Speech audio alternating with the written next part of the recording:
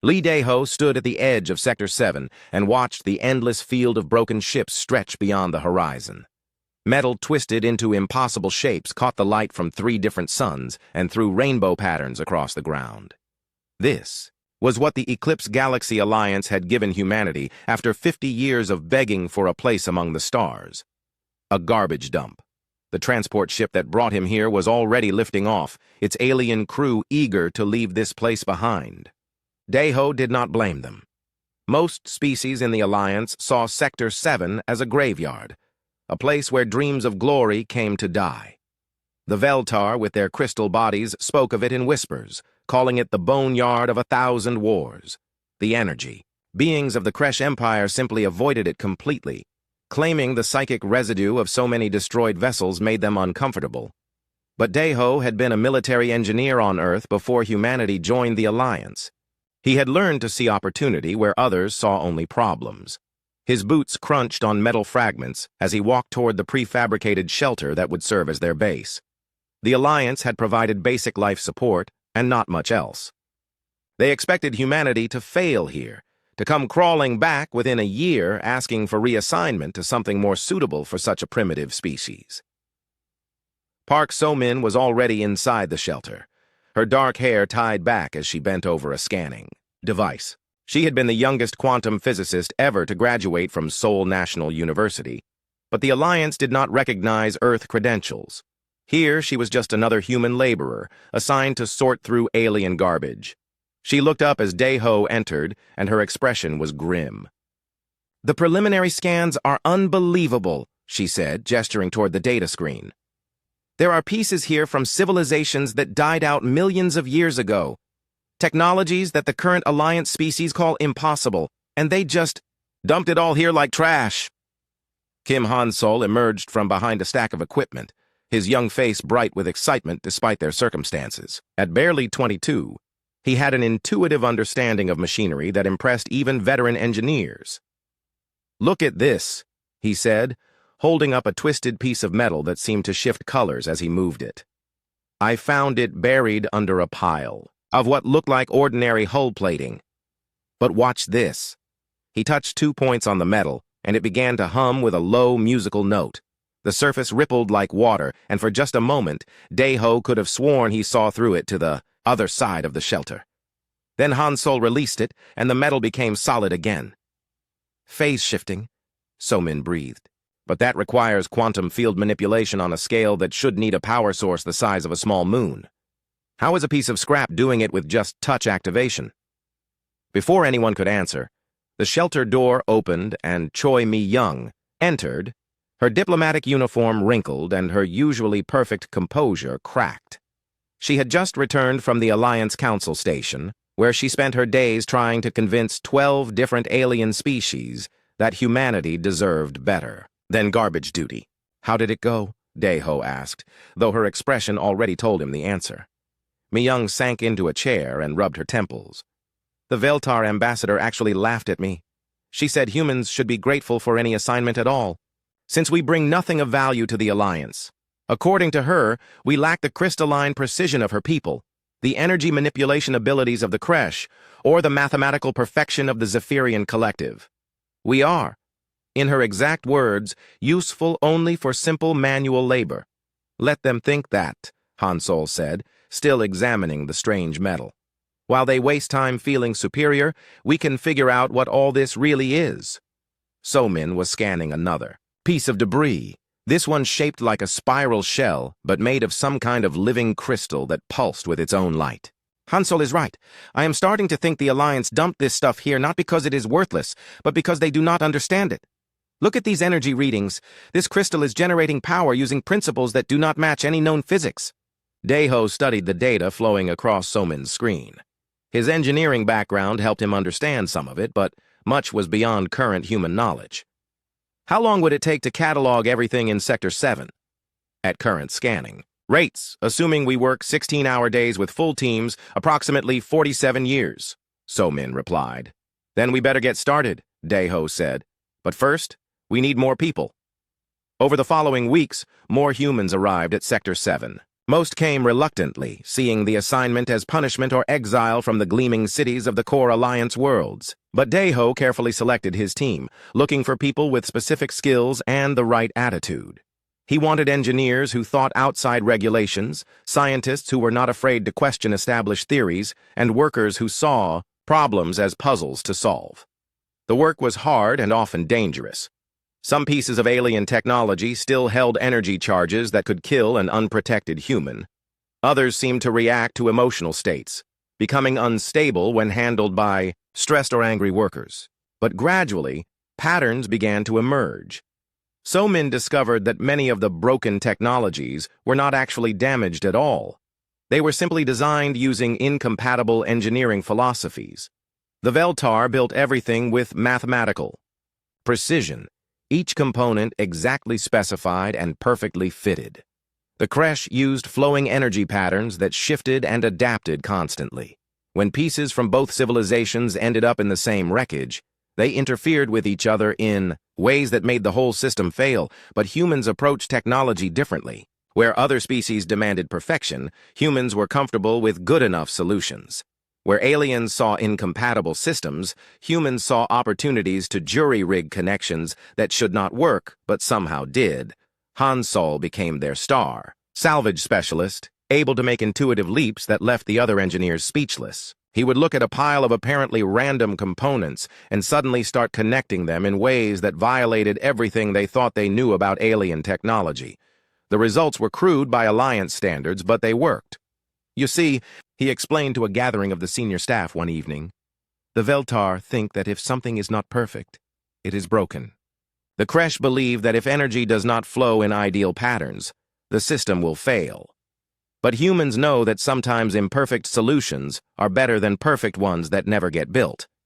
It was during the third month that they found it. Daiho was leading a deep salvage expedition into the oldest section of Sector 7 when their scanners detected something massive buried beneath layers of more recent wreckage. At first they thought it was a natural formation, perhaps an asteroid that had been caught in some ancient battle. But as they cleared away the debris, the truth became clear.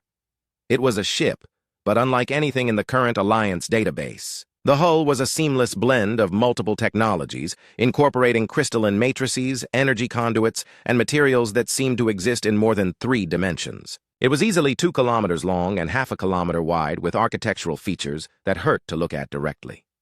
"What is it?" Mi-young asked, her voice hushed. So-Min was running every scan she could think of, her instruments barely able to process the readings.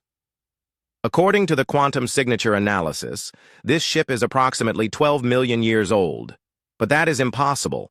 The oldest known civilization in the Alliance is only 6 million years old. Daiho studied the massive vessel and felt something stir in his memory. I have seen this design before. Not the ship itself, but references to it in the old Alliance historical databases. This is the Eternal Storm. The name meant nothing to most of his team, but Mi-young went pale. The Eternal Storm was built by the architects, but the architects are a myth. They are supposed to be the legendary first civilization that vanished before any current species achieved spaceflight. Apparently they were real, Han Sol said, already examining the hull with eager eyes. And apparently they built things that make current Alliance technology look like stone tools. So-Min was studying her readings more carefully now, and her expression was growing concerned. The energy levels inside this ship are still active. After 12 million years, whatever powers this vessel is still functional. That should be completely impossible. Maybe impossible for current Alliance technology, Daiho said. But the people who built this ship obviously knew things that have been forgotten, things that might be worth remembering. As they stood in the shadow of the ancient vessel, none of them could have imagined that their discovery would soon change the balance of power in the entire galaxy. They only knew that they had found something remarkable hidden in what the Alliance considered garbage.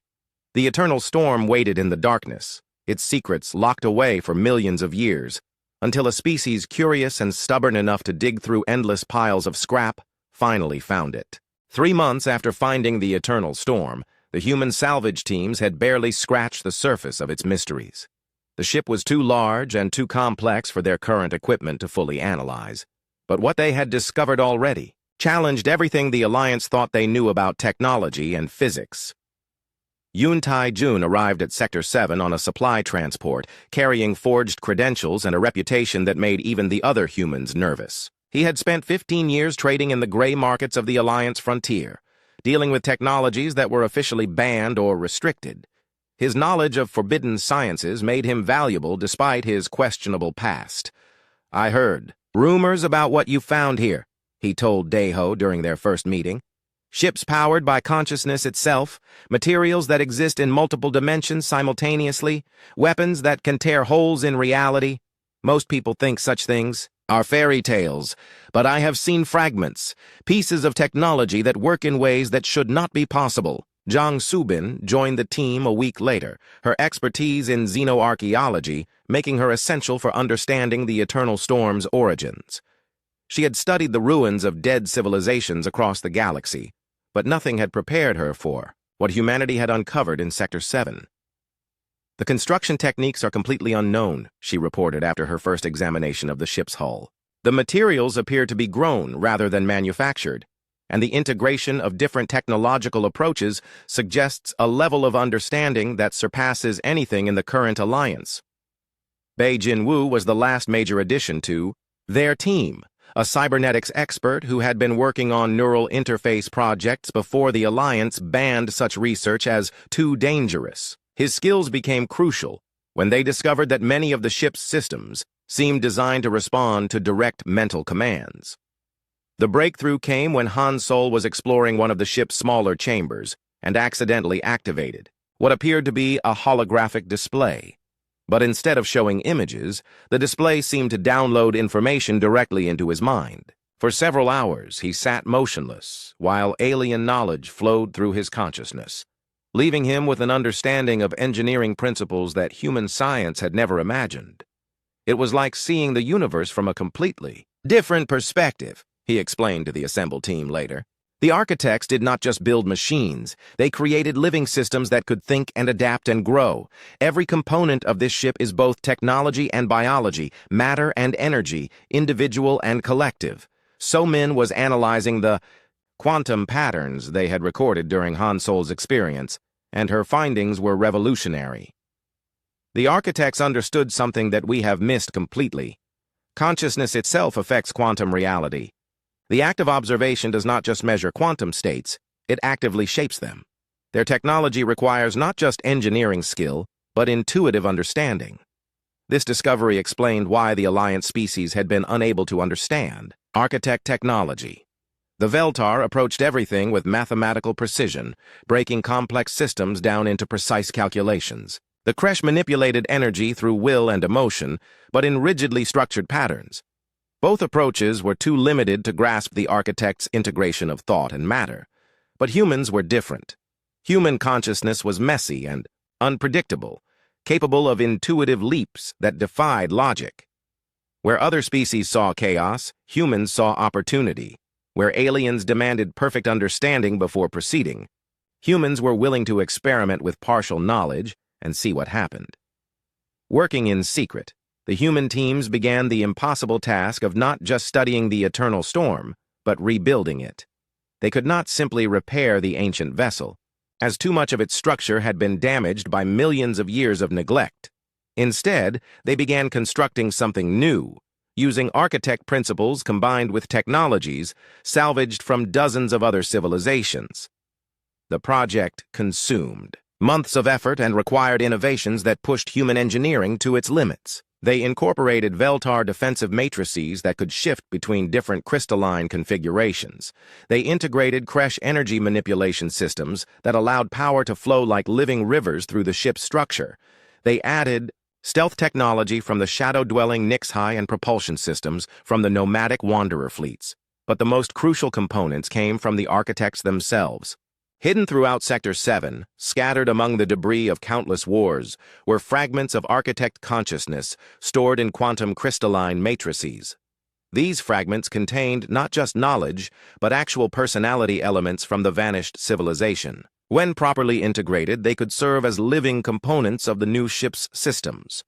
Taejun proved invaluable in locating these consciousness fragments, his black market contacts providing information about similar discoveries throughout the galaxy. The Alliance has been finding architect artifacts for thousands of years, he revealed, but they always classified them as too dangerous to study. They were afraid of what they might learn.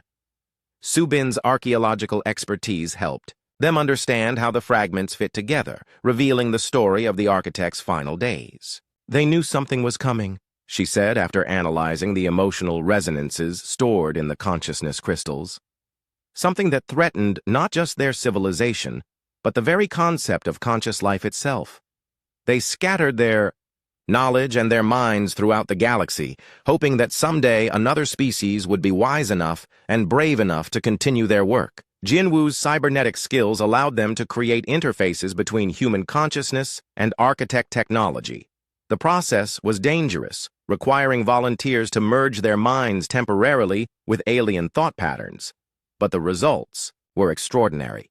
Humans who underwent the procedure gained the ability to communicate directly with the ship's living systems, to understand its needs and capabilities on an intuitive level. The ship they were building was no longer just a vessel. It was becoming a partner, a conscious entity that combined human creativity with architect wisdom. It learned from its builders, adapting its systems to work better with human psychology and physiology. In return, it taught them new ways of thinking about the relationship between mind and matter. But their secret project was becoming harder to hide. Alliance inspectors were beginning to question why humanity's scrap reports showed such low yields of useful materials. Other species were growing suspicious about the power readings emanating from Sector 7. The careful balance of ignorance and dismissal that had protected the human project was beginning to collapse. The crisis came when a routine Alliance patrol detected energy signatures that matched no known technology. The patrol ship's crew was composed of Veltar crystal beings who prided themselves on their ability to analyze and categorize any form of technology, but their scans of Sector 7 returned readings that defied all their mathematical models. Mi Young was summoned to an emergency session of the Alliance Council, where 12 different species demanded explanations for the anomalous readings. The Veltar ambassador, Crystalline Prime Zethara, was particularly hostile. The humans claim to be simple salvage workers, yet their sector generates energy patterns that suggest advanced research into forbidden technologies, she declared, her crystal form glowing with anger. Either they have discovered something they are not reporting, or they are conducting illegal experiments with dangerous artifacts. We are simply doing our job, Mi Young replied carefully, processing the materials assigned to us and extracting whatever value we can find. But her words fooled no one. The Kresh representative, a being of pure energy contained within a mechanical shell, spoke with a voice like controlled lightning. The quantum resonance patterns suggest consciousness-based technology. Such systems were banned after the architect. Wars for good reason. If humans are attempting to recreate such devices, they pose a threat to galactic stability. The Alliance ultimatum was clear and immediate. Humanity had 7 days to provide complete access to Sector 7 for a full inspection. Any attempt to hide or destroy evidence would result in immediate expulsion from the Alliance and complete isolation from the galactic community. As Mi Young returned to Sector 7 with the devastating news, she found the human teams working frantically to complete their project. The ship was nearly finished, its systems coming online one by one as consciousness fragments integrated with quantum matrices and living metal. But 7 days was not enough time to fully test such revolutionary technology. We have a choice, Daeho told the assembled teams. We can surrender the ship to the Alliance and hope they use it wisely, or we can take the risk of activating an untested vessel and see what happens. The choice was not really a choice at all. Humanity had spent centuries dreaming of the stars, only to be treated as second-class citizens when they finally reached them. The Alliance had given them garbage and expected them to be grateful. Now they had built something that could change the balance of power in the galaxy, and the same species that had dismissed them as primitive were demanding to take it away. Oh Hyun-woo had been flying ships since he was old enough to reach the controls, but nothing had prepared him for the moment when the rebuilt Eternal Storm first responded to his thoughts. The ship did not just obey his commands, it understood his intentions before he could fully form them.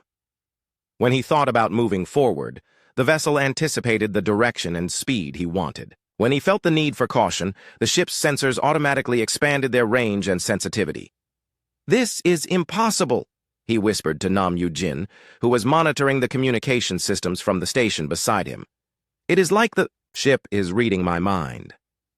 "Maybe it is," Yu-jin replied, her fingers dancing across controls that seemed to reconfigure themselves to match her preferred interface layout. "Jin Woo's cybernetic modifications are working better than we hoped.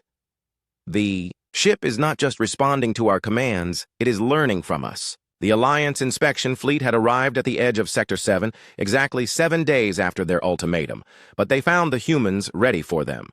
The rebuilt ship hung in space like a fusion of dreams and nightmares, its hull flowing with patterns that shifted between crystalline geometric precision and organic curves. Energy coursed through its structure in rivers of light that pulsed with a rhythm that seemed almost like a heartbeat. Kong Eun-ji was still working frantically to calibrate the weapons systems, though calling them weapons seemed inadequate. The ship's defensive and offensive capabilities were based on principles that existing military doctrine had never imagined. Instead of firing projectiles or energy beams, the ship could manipulate local space-time, creating fields that redirected attacks or generated zones where normal physics simply stopped working properly. "The targeting system is not like anything I have ever used," she reported to Hyun-woo. "Instead of locking onto enemy ships, it reads their intentions and predicts their actions. It can sense what an enemy pilot is planning to do before they do it." The Alliance fleet consisted of 12 ships representing the major civilizations, each one armed with the most advanced weapons their species could provide. Leading them was the Veltar flagship Crystalline Authority, a massive vessel whose hull was grown from a single enormous crystal that could focus energy beams with surgical precision. Beside it floated the Kresh battle cruiser Storm of Will, its energy-based crew contained within a ship that was more weapon than vehicle. Admiral Zeth-Ara's voice crackled across the communication channel, her crystalline form glowing with barely contained anger. "Humans of Sector 7, you will immediately power down your illegal vessel and prepare for inspection. Any resistance will be interpreted as an act of aggression against the Alliance." Hyun-woo looked around the bridge at his crew. These were not soldiers or career military officers. They were engineers and scientists and salvage workers who had stumbled onto something magnificent. But they were also human, which meant they had a stubborn streak that often overcame common sense. "Admiral Zeth-Ara," he replied, keeping his voice calm and respectful. "We have built this ship using materials that were assigned to us by the Alliance itself. We have violated no laws and broken no treaties. We request permission to demonstrate the vessel's capabilities before any inspection begins." The silence that followed stretched for long minutes. Hyun-woo could imagine the frantic discussions taking place aboard the Alliance ships as military commanders tried to understand what they were facing. The rebuilt Eternal Storm was unlike anything in their databases, its technology so far advanced that their sensors could barely analyze its basic functions. "Demonstration denied," Zeth-Ara finally responded. "Power down immediately, or we will power you down ourselves." But before Hyun-woo could reply, alarms began screaming throughout the ship. Yu-jin's communication array was detecting massive energy signatures approaching from the outer edge of the system. Ships were dropping out of hyperspace, but they were not broadcasting any identification signals that matched Alliance records. "Pirates!" Yoon-ji announced grimly, her scanners identifying the attack patterns. 3 ships, heavy weapons, stolen Alliance technology. They must have detected our energy signatures and decided to investigate. The pirate vessels were a mix of salvaged components from different civilizations, crude but effective combinations of firepower and speed. They had probably been watching Sector 7 for months, waiting for an opportunity to raid whatever valuable materials the humans might uncover. The arrival of the Alliance inspection fleet had likely convinced them that something truly important was hidden here. The lead pirate ship opened fire without warning, targeting the Alliance vessels with weapons that should not have been able to penetrate military-grade shields. But the pirates had modified their stolen technology in ways that Alliance engineers had never anticipated, creating combination weapons that exploited weaknesses in standard defensive systems. Crystalline. Authorities shuddered under the impact of focused plasma beams that resonated at frequencies designed to shatter crystal matrices. Storm of Will found its energy shields disrupted by quantum disruption fields that turned the ship's own power against itself. The other Alliance vessels scrambled to respond, but they were caught completely off guard by weapons that combined technologies from multiple civilizations. Alliance ships are taking heavy damage, Yu Jin reported. The pirates are using modified weapons that specifically target each species' technological weaknesses. Hyun-woo felt the ship around him stirring, its consciousness touching his mind, with something that felt like eagerness. The rebuilt Eternal Storm had been designed to integrate multiple technologies, to find harmony where other species saw only incompatibility. It understood the pirate weapons because it incorporated elements from all the same civilizations. "Yunji, can we help them?" he asked. "Unknown," she replied, her hands moving across controls that were reconfiguring themselves in real time. "The weapon systems are completely adaptive. I am not sure what they will do until we try them."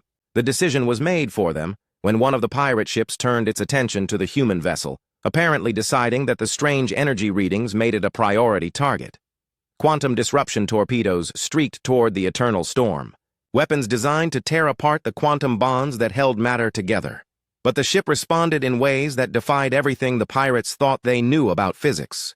Instead of trying to stop the torpedoes, the vessel simply phased out of normal space-time, allowing the weapons to pass harmlessly through its hull. The ship existed in multiple dimensions simultaneously, and attacks that targeted only three-dimensional space could not harm it. "How did we do that?" Hyun-woo asked, though the ship was already answering his question by sharing knowledge directly through their neural link. The architects had understood that consciousness itself was a multi-dimensional phenomenon, and they had built technology that could follow consciousness into realms beyond normal space. The pirates were regrouping for another attack when the Eternal Storm struck back, but it did not fire weapons in any conventional sense. Instead, it reached out with fields of altered space-time and simply redirected the pirates' own attacks back at them.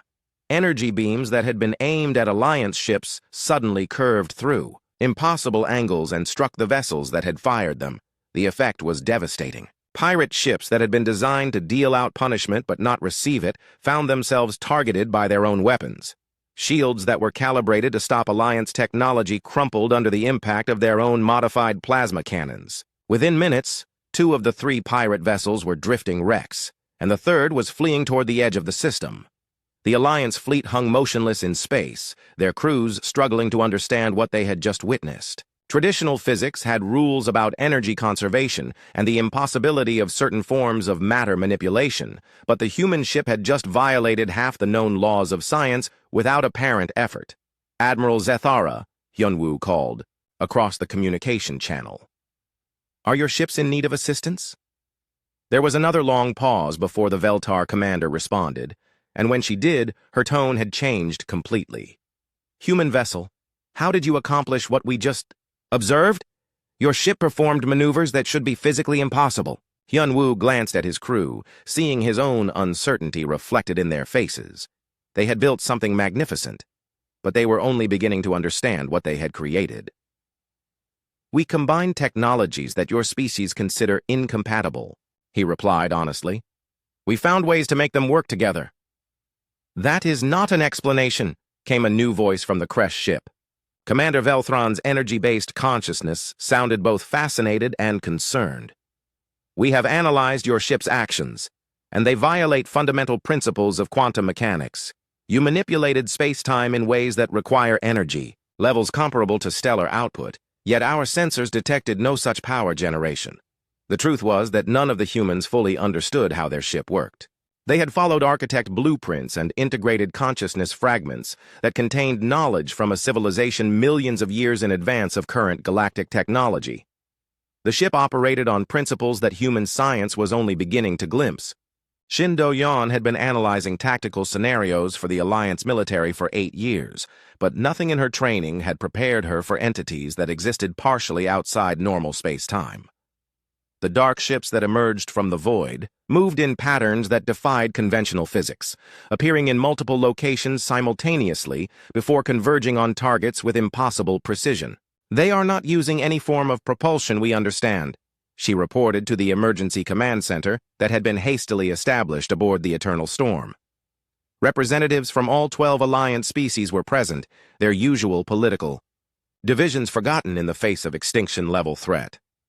The vessels seemed to move by manipulating their relationship with reality itself. Ru Sang-min was working frantically to analyze the enemy ship's construction, but his engineering instruments could barely process what they were detecting. "The hulls appear to be made of crystallized space-time," he said, his voice tight with disbelief. "They are not ships in any conventional sense. They are mobile distortions in the fabric of reality, controlled by intelligences that exist in dimensions we cannot perceive." Lee Bo-ra had been serving as humanity's diplomatic representative, but her role had suddenly become much more important. The Alliance species that had dismissed humans as primitive were now desperately seeking their help, because the rebuilt Eternal Storm was the only vessel that seemed capable of functioning in the presence of the dark entities. "What are they?" Admiral Zethara demanded, her crystalline form flickering with patterns of fear and confusion. "Our databases contain no records of such technology." Do-yeon had been cross-referencing the energy signatures with fragments of information scattered throughout the most ancient Alliance archives. What she found was terrifying in its implications. "I believe these are the Devourers," she said quietly.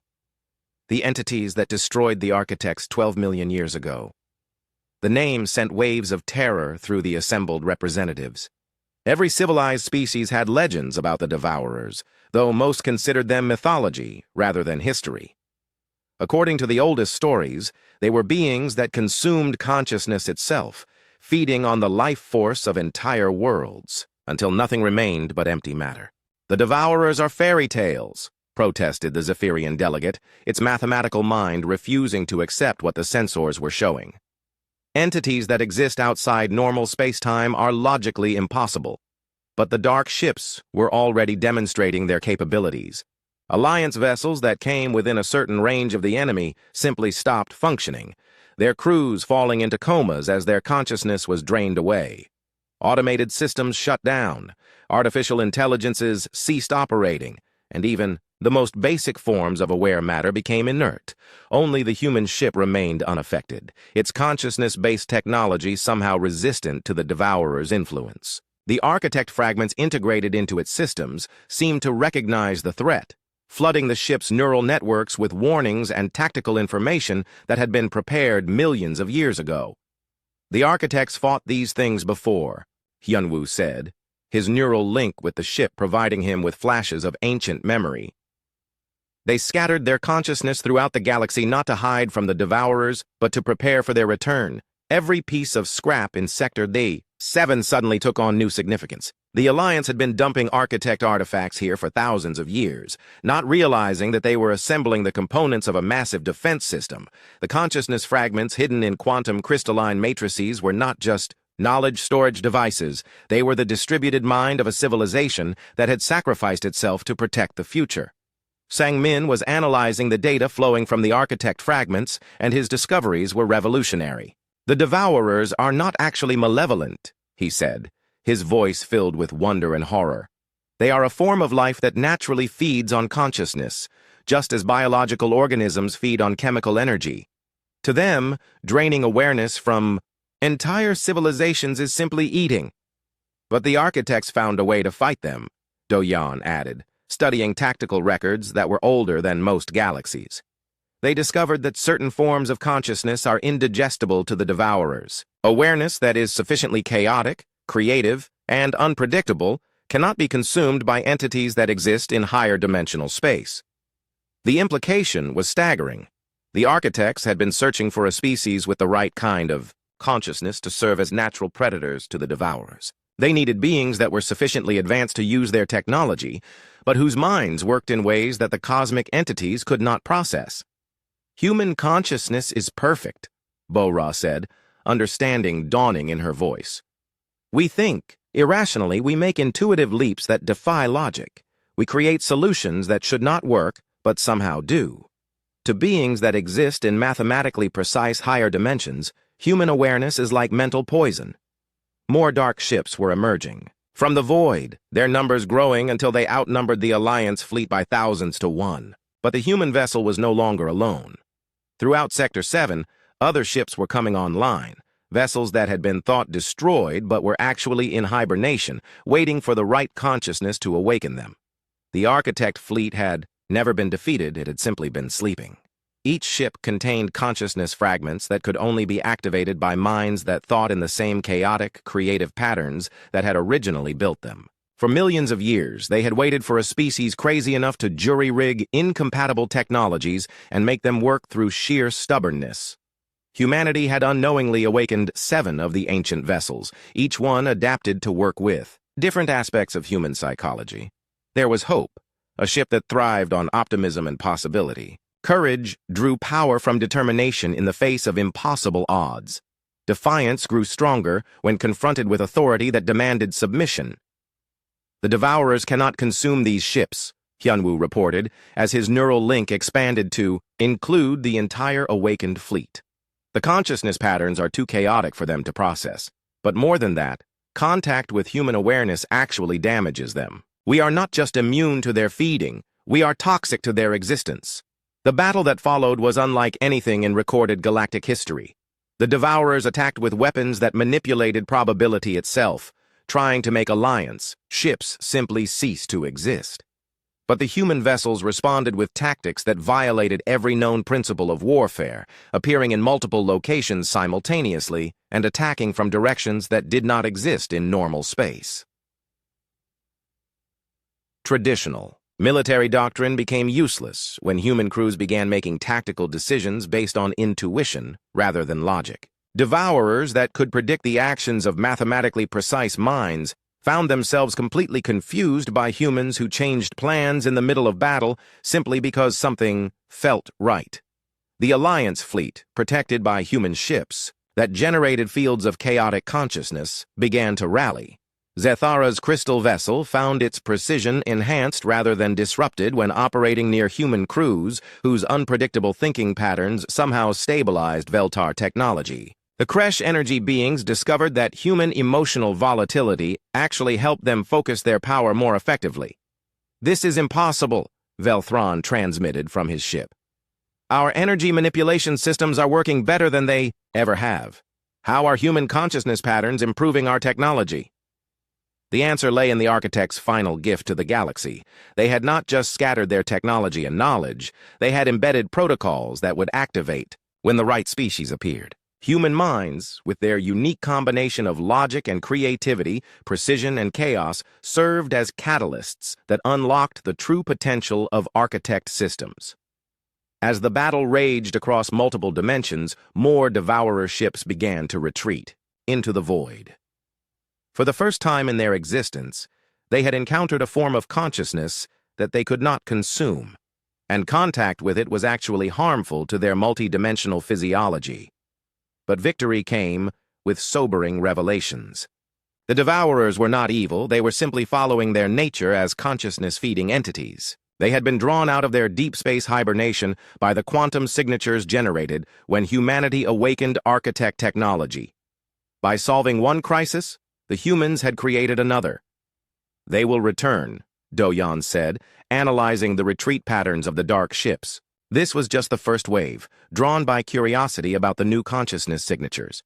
But now they know we exist and they will come back in greater numbers. The Alliance representatives looked to the humans with expressions that mixed gratitude with a new kind of respect. The species they had dismissed as primitive garbage sorters had just saved the galaxy from extinction. But more than that, they had inherited a responsibility that would shape the future of all conscious life. "The Architects chose well," Admiral Zethara said, her crystalline form now glowing with acknowledgement rather than anger. "Humanity has proven worthy of their legacy. But what happens now?" Hyunwoo felt the weight of 12 million years of preparation settling on his shoulders. Park Joon-ho had never expected to coordinate a fleet that existed in multiple dimensions simultaneously.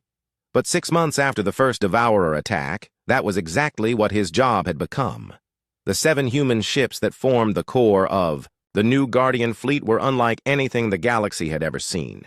Vessels that grew stronger through the chaotic creativity of their crews rather than the mathematical precision that other species preferred. Kim Da-eun was developing weapons and tactics for a war that conventional physics said was impossible to fight. Her quantum warfare laboratory in Sector 7 had become the most advanced research facility in the Alliance, though calling it a laboratory was inadequate. It was more like a controlled intersection between different versions of reality, where human imagination could reshape the fundamental laws of the universe.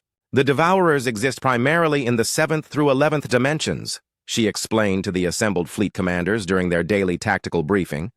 They can only manifest in our 3-dimensional space for limited periods, but while they are here, they can manipulate probability, causality, and the basic structure of matter. Traditional weapons are useless because they operate by creating effects that should not be possible. Song Min Q served as the interface between human consciousness and the fleet's living computer systems, his neural implants allowing him to communicate directly with the architect artificial intelligences that powered their ships. But calling them artificial was increasingly inaccurate, as the systems had begun developing personalities and preferences that seemed entirely independent of their programming. The ships are evolving, he reported, his voice carrying notes of wonder and concern. They are not just following orders anymore. They are making decisions based on what they think is best for their crews and for the mission. Hope has begun modifying its own systems to better protect civilian populations. Courage is developing weapons that specifically target Devourer psychology rather than their physical forms. The war against the Devourers was unlike any conflict in galactic history. Traditional military strategies were useless when fighting. Enemies that could exist in multiple locations simultaneously and attack through dimensions that normal sensors could not detect. But humans had discovered that the same creativity and stubbornness that made them effective engineers also made them natural guerrilla fighters against cosmic entities. The breakthrough came when Junho realized that the Devourers, despite their vast power, were fundamentally limited by their own perfection. They operated according to precise mathematical principles that governed higher dimensional space, which made them powerful but also predictable. Human unpredictability, which other species saw as a weakness, was actually humanity's greatest tactical advantage.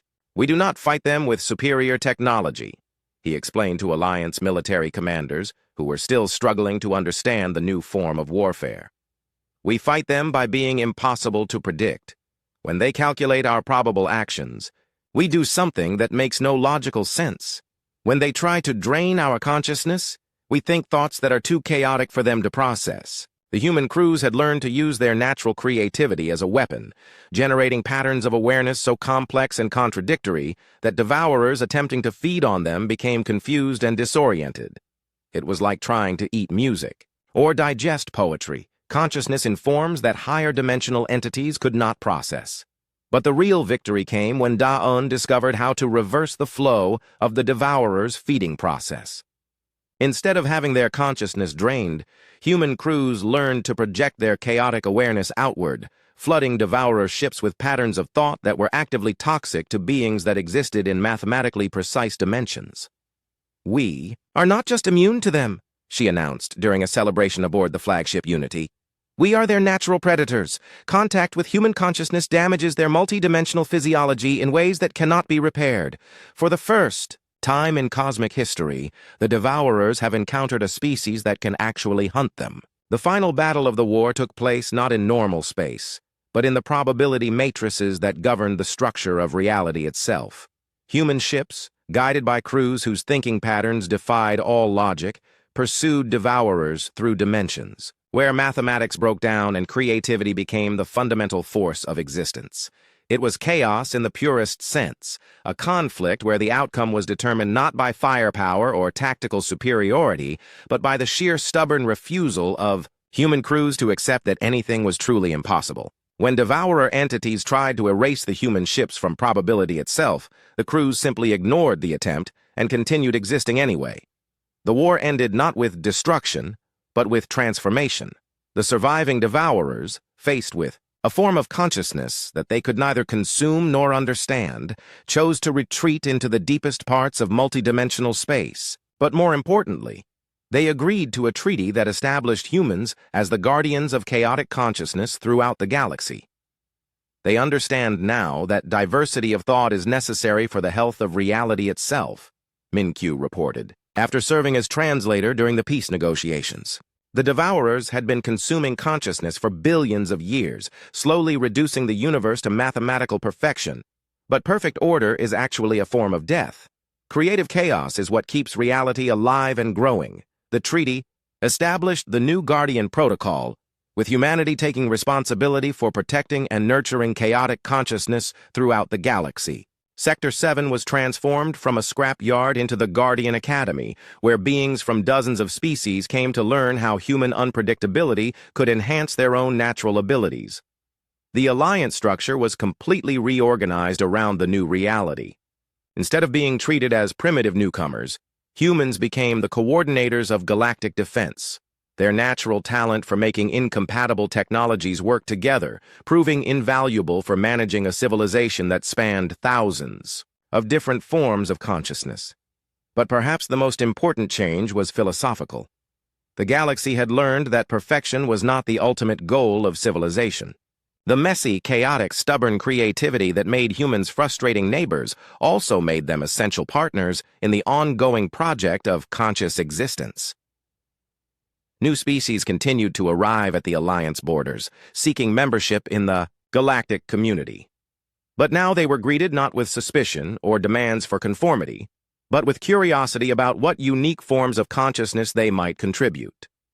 The human example had shown that the strangest and most difficult traits could become the greatest strengths when properly understood.